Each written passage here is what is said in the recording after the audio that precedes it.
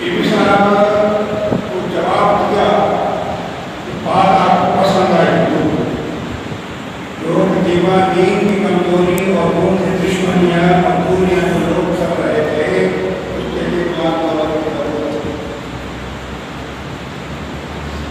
आपने जो बात अल्लाह ने और अल्लाह ने नबी को एक आदमी नहीं 40 आदमी को दिमाग होगा सुभान अल्लाह। और 40 आदमी की ताकत होती है।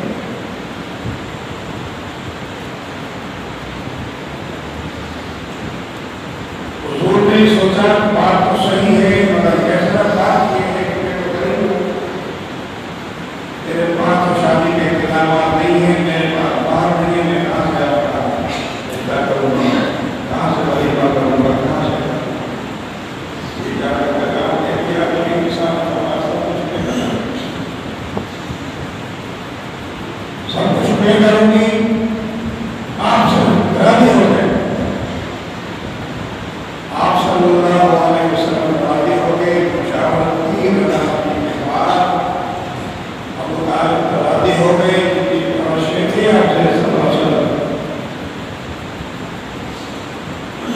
मसला सारा हल हो गया। दिन रखा मुकर्रर का निकाह का टाइम हुआ।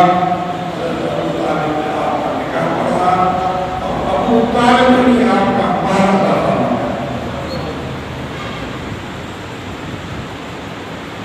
बाद में आता है कि 20 ऊँट थे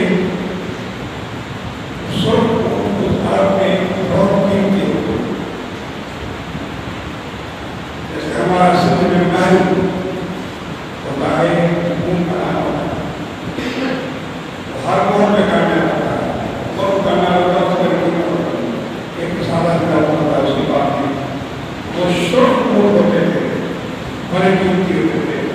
दूसरी बात में आता है कि नहीं 12.5 आदमी और सोना हजरत अबू तालिब ने बीबी साहब के बाहर में दिया और आपका निकाह हो गया आपकी शादी हो गई।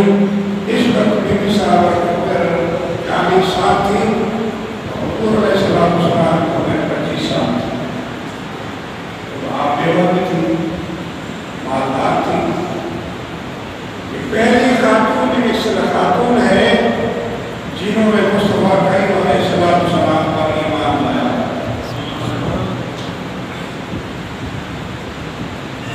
तो रिवायत में ऐसा आया है कि औरतों में पहली खातून खदीजा कुबरा रज़ियल्लाहु अन्हा है। बच्चों में हज़रत मौला